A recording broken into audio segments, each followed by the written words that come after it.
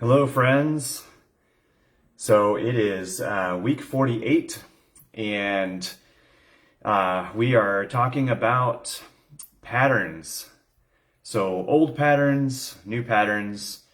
Basically, we are made of patterns, and the patterns that we keep provide the structure for the reality that we experience. So we're talking about all the patterns, patterns of thoughts, patterns of movement,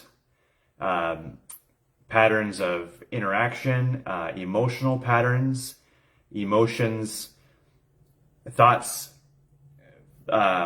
instigate feelings, and feelings instigate the chemical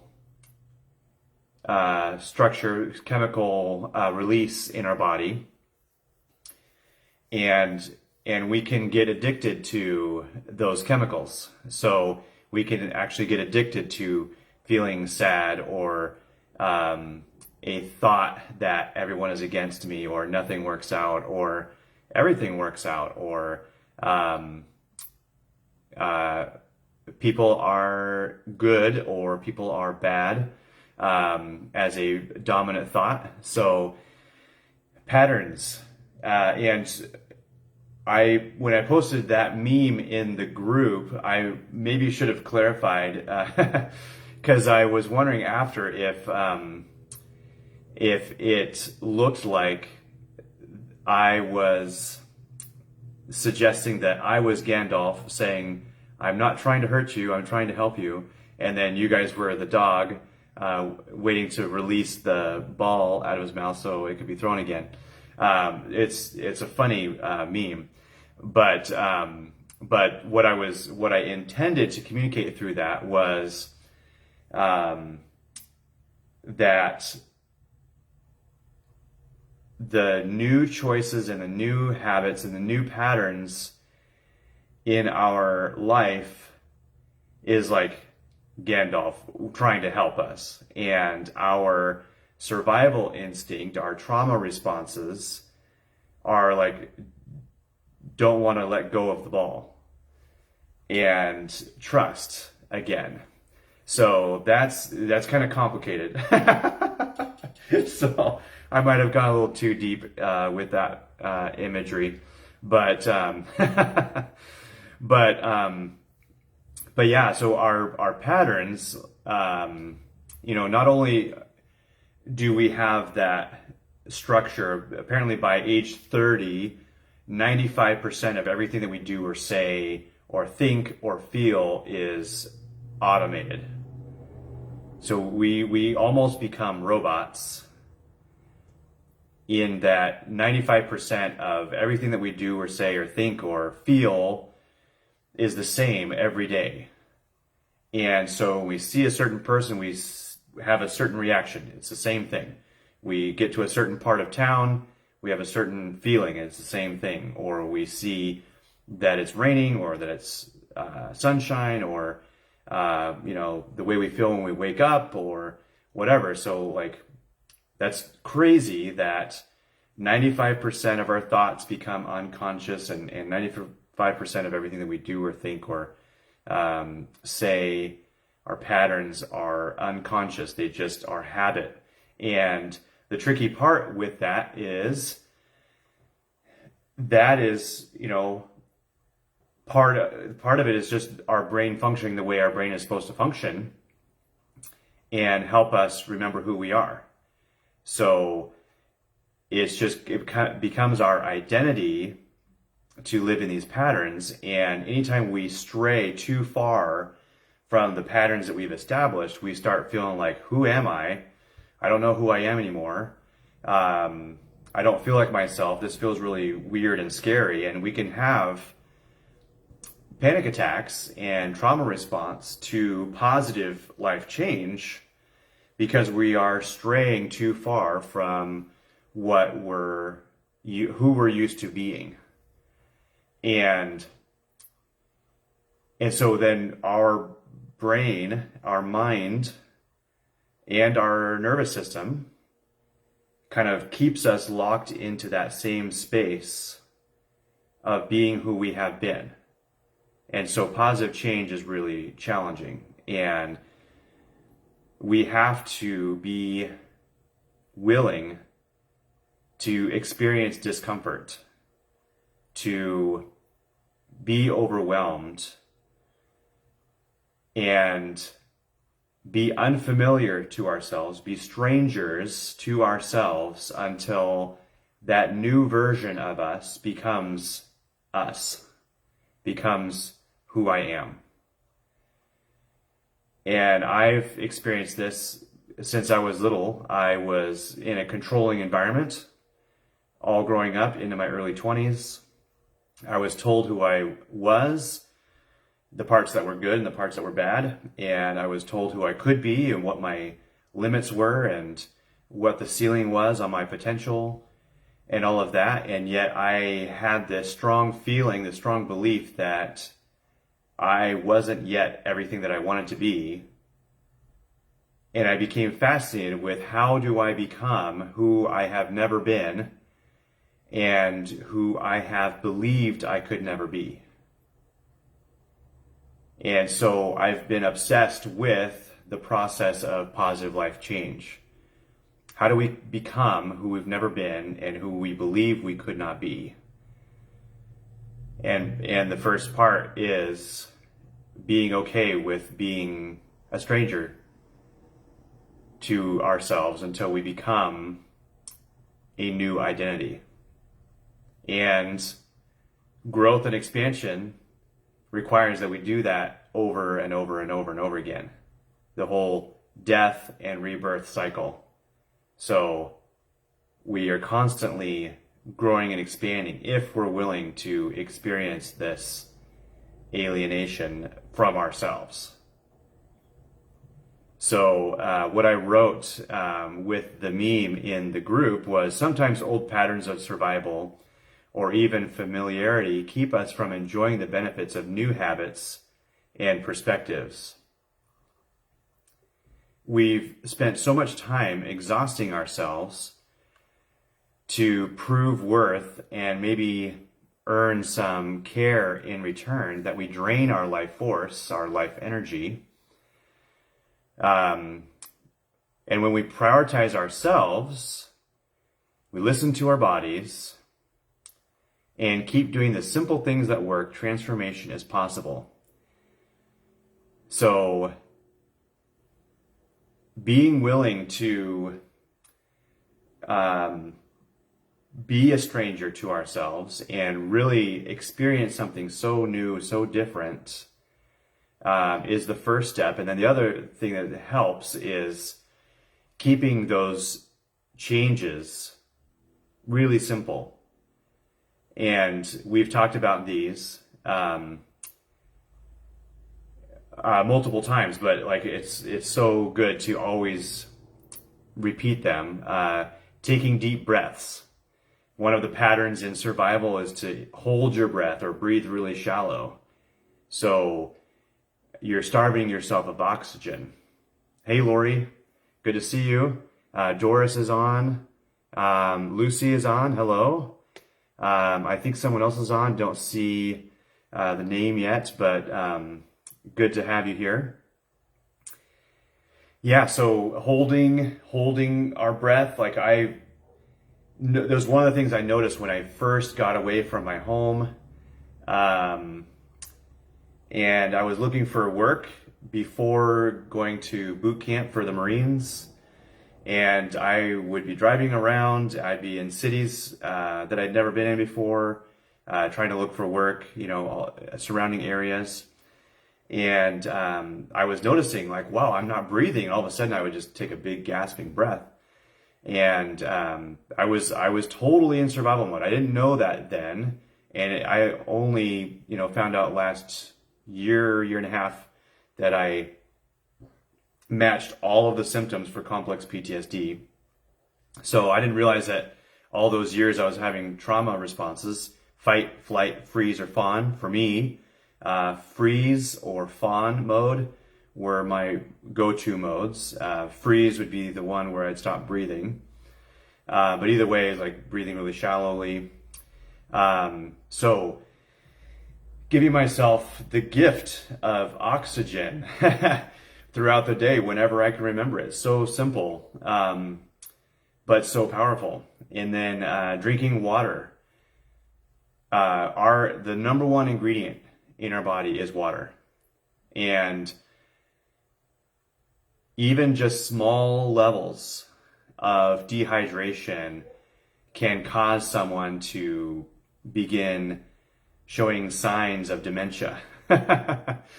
It's so crazy that just like the brain power just starts sifting away when we don't have enough water. So I don't have my big bottle in front of me, but I've got the 32-ounce bottles. I've got 2 of them, and I drink 2 before lunch and 2 after lunch. And so that helps me keep track of where I'm at. If I have gone too long without drinking water, then I'll realize where I'm at and I'll try to catch up a little bit. But water helps for everything in the joints, neural synapses, in the brain, chemical interactions and reactions in the body. Every hormonal transaction requires water. So drinking water is huge, and that can be a simple thing. So like with all of these, make it simple. Just like whenever you remember it, take a deep breath. Whenever you remember it, drink some more water. Have a plan. Have a designated water bottle, and know how often and when you're going to try to drink some more water. Relaxation practices, the self-soothing. So hand on your heart, touch.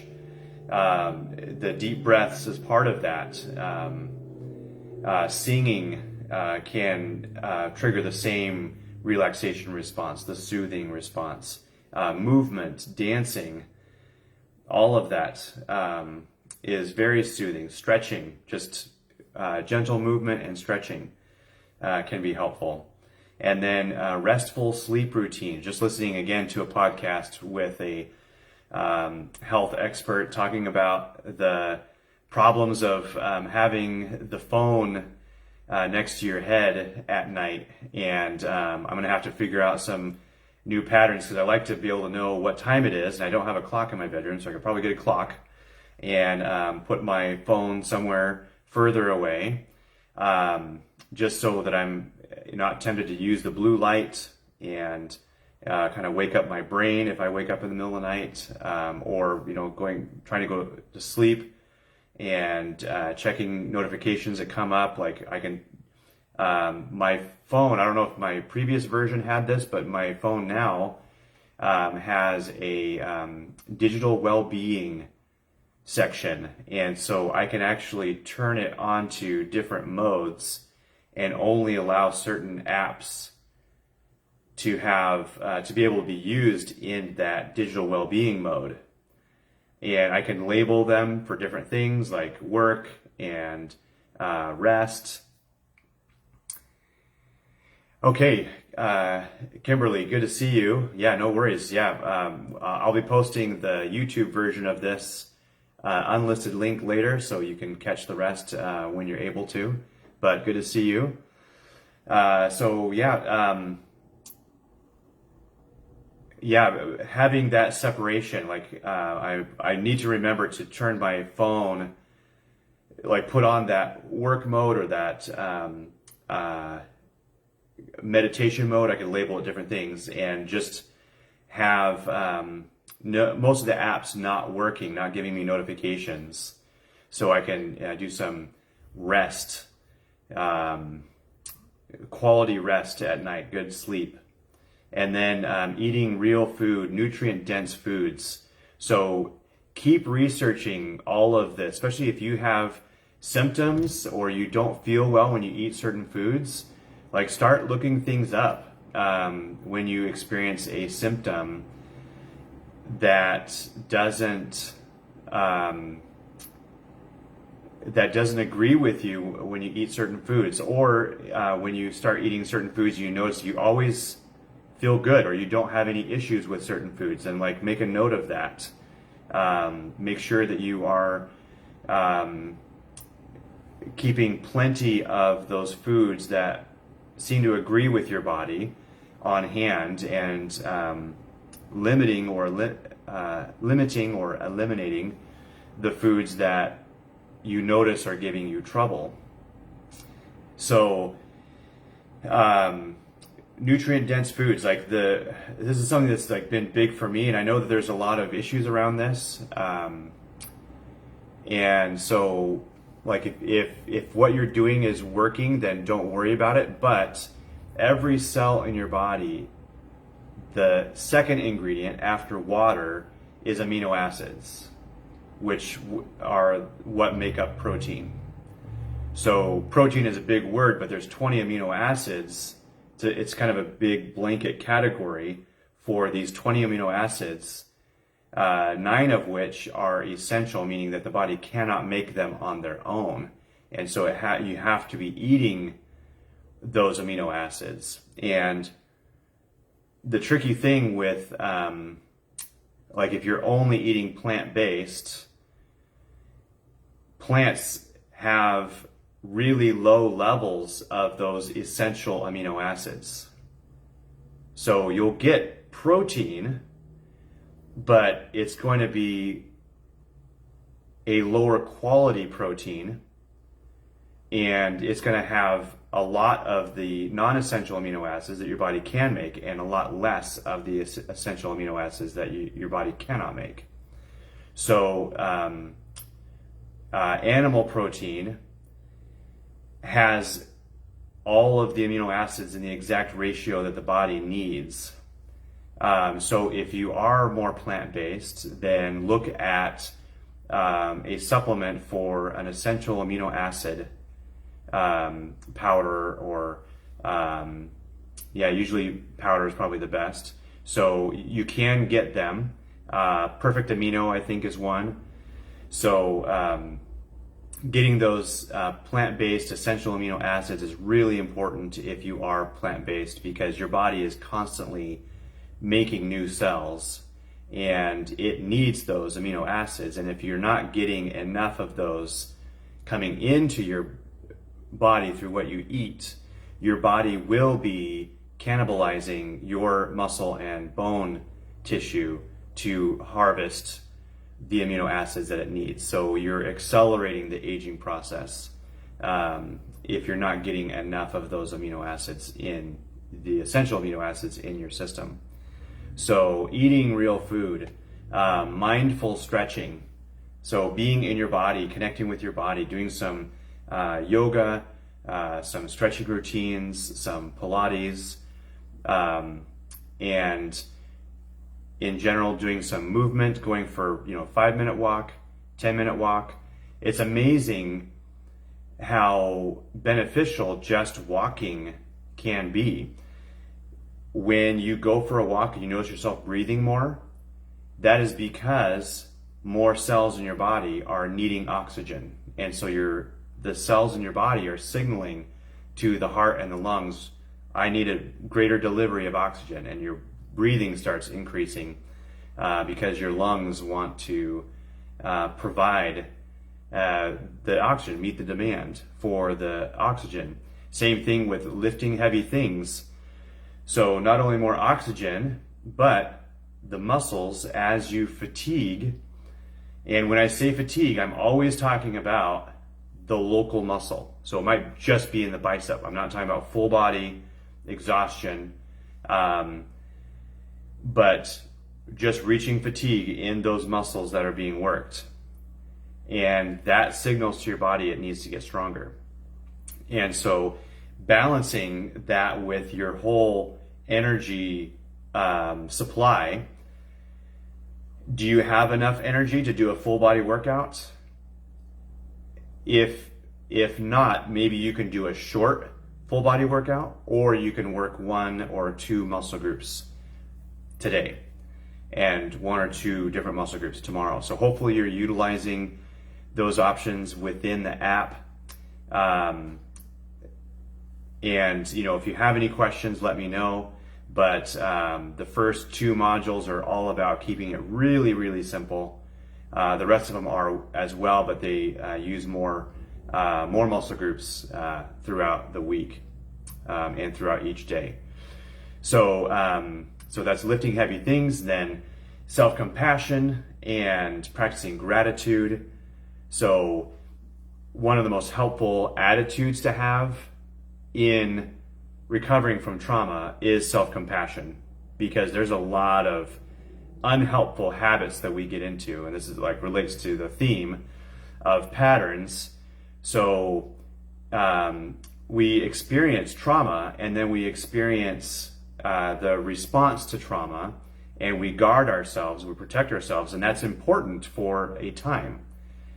But then there comes a time when you're not really in that same danger anymore, and it's not helpful any longer to continue to guard and protect yourself. And I'm experiencing this with like the most recent big area that I'm working on, because I've like experienced tremendous changes in fitness and health and all of that, and I still have to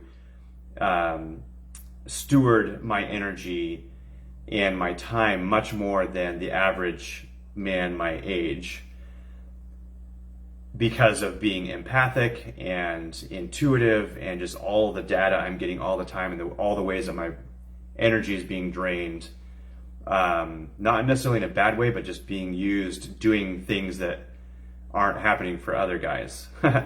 So I have to steward my energy in a little different way than most people, but it's so radically different than it was growing up. And my ability to interact and engage and take leadership in professional settings is totally transformed, and education experience is totally transformed, and yet like the area of sexual healing and dating and romantic relationships, like there's massive transformation that still needs to happen in those areas. And so that's kind of like the big area where I'm actively choosing to, find that balance between stepping out of my comfort zone and doing things that are overwhelming and scary, and at the same time respecting my needs and honoring my needs in order to not overly trigger myself. So it's such a balance as you're healing and expanding and taking on new areas. So self-compassion is huge for me in that area right now, and trying to remind myself, well, it makes sense that this would be such a triggering area and would be really overwhelming, and that would give me panic attack and all the things. And so it might be different areas for you, but yes, hopefully you can practice self-compassion. There's a lot of negative voices in our heads from the past, and even just ones that we make up about how silly and stupid it is for us to be dealing with this at whatever age, or at this point in life, or the stage of the game, or whatever. And so it's important to pause, challenge those voices, and say, no, actually, based on what I've experienced, this is totally understandable. And I'm not crazy for having to take these pauses to process and to reevaluate and negotiate boundaries and whatever else is going on. And just practice being your own best friend, my own best friend, and showing self-compassion. And then the last one is practicing gratitude. And this isn't some kind of unhealthy positivity, toxic positivity thing. And there is a version of that where you're completely ignoring reality and how much something hurts and all of that. So it's a balance of things. And so when something comes up and your trauma, triggered, a trauma is triggered, and you're having to process, like, do the process. Don't, skip the process and go straight to gratitude. But you can get stuck in how dark and how heavy and how overwhelming life is, especially if you've had a lot of dark, overwhelming, traumatic things happen. And so in the everyday moments, it can be helpful to like remind yourself, wow, things have improved so much. There's so much to be grateful for. I do feel like someone has been looking out for me my whole life and guiding me, because I've learned a lot of really good things, and I've avoided some other things that I might not have avoided, and I've gotten some good things out of the chaos and all of that. So that can really transform the feeling state that you are experiencing in the moment. And that is good for your health. That is one of the simple things that always helps. So, so remembering those 10 simple things and remembering to keep it simple. It's easy to get overwhelmed, especially if there's a lot of things to work on. So pick one or two things, like are you going to take deeper breaths and try to figure out how to get more water? Do you have some ideas for breakfast and how you could upgrade that? Are you trying the foundations module in the e-course and doing the one exercise every day, different one for each of the 14 days, and just working through the body really slow and repeating that module over and over and over again until it feels natural and you can tell that you're getting stronger. So keeping it simple and trusting that the changes that we want will come, and that the challenges that I'm experiencing and the overwhelm that I'm experiencing and the frustration that I experience will not last forever. And I will become the person that I know that I am. And that will become the natural part of me versus the traumatized, triggered part of me. So, so hope that's encouraging. Hope that's helpful. Lucy, I see that you got new bands for working out. That's really exciting. Hope that you are enjoying those. And our transformation will happen one little bit at a time.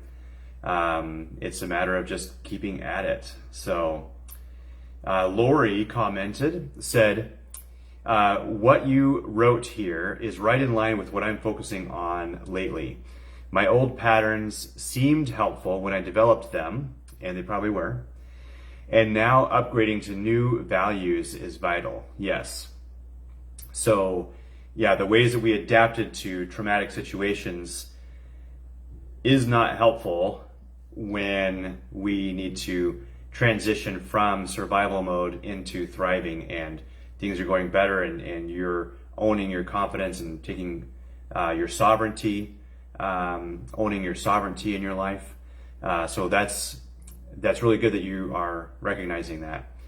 In the past, I believed if I could improve now, that meant I should have improved in the past. Yes.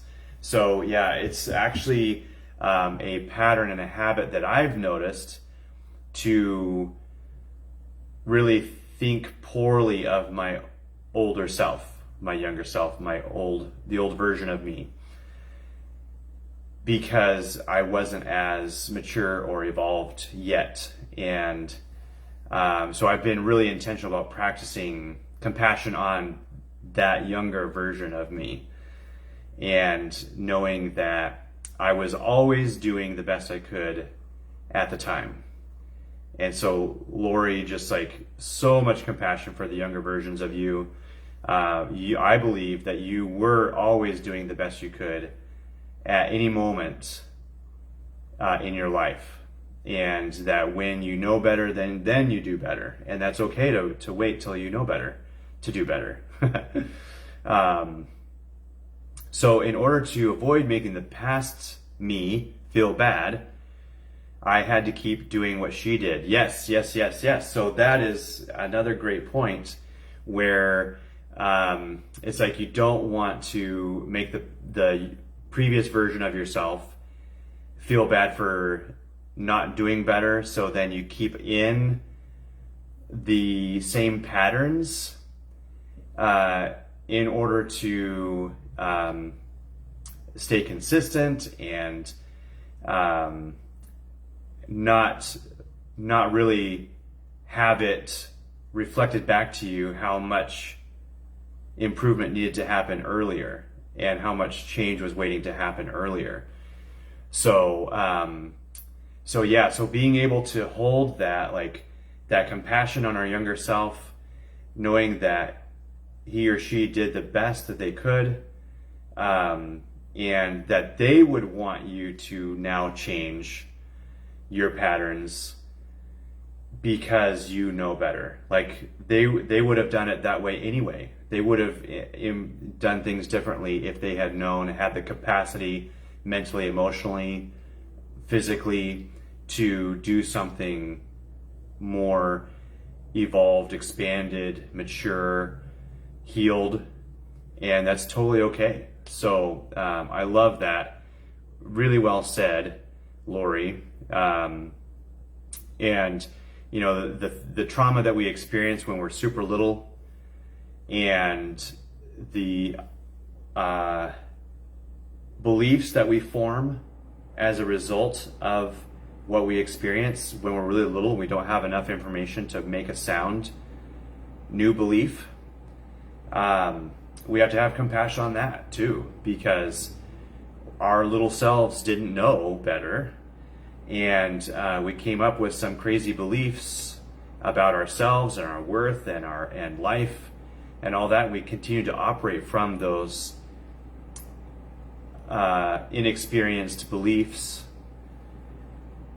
way into life, and sometimes it takes a long time to change the patterns that we have. And so it's so important to have all that self-compassion on ourselves when we know better. So thank you, Lori, for sharing that. That's really well said, really helpful. Let me read this from Robin. Great encouragement, Kyler. Thank you. I'm letting go of old patterns, even though it's been difficult. It's often difficult. And learning how to be compassionate with my younger self too. Fantastic. Yeah, I love it. Yeah, it's such a process, because when we start acting from new patterns and abandoning old patterns, we feel insane. Like, we literally feel kind of crazy, and our mind and our body starts freaking out because we're not behaving normally, and it's unfamiliar, and that usually means danger. So our whole nervous system and our mind can start freaking out, and we start feeling anxious and unsettled, and maybe a little bit of a panic attack, because we're not behaving in ways that we're used to behaving. So we have to be we have to be with ourselves. So usually a very young version of us is the one having a panic attack. So think of how old you were when you first felt that way. So you might be 3 or 4 or 7 years old, and that's the part of you that's freaking out, because it's like, no, this feels like what we experienced a long time ago. This is not good. But we also are our adult, fully up to the present moment expanded version of ourselves. And so both versions of us get to take care of each other, and you get to be both the parent and the child in that moment, and say, hey, I know this is scary, this is overwhelming, this feels weird and uncomfortable and probably triggering, but this is what we want for our new reality. We're going to choose to expand in this new direction. So have patience, this will pass. Allow the discomfort. Have self-compassion. Be okay being unfamiliar with yourself, being a stranger to yourself, until that stranger becomes you, until you kind of embody that new identity, that new way of being and thinking and behaving. So hopefully this is helpful. If you have any questions or thoughts, don't hesitate to post in the group or comment here, or comment when you're watching the replay on YouTube. You can post in the group as well. Or if it feels really personal, you are more than welcome to send me a direct message on Facebook, and I'll respond to you. So love you guys. Have a great rest of the week, and we'll talk soon.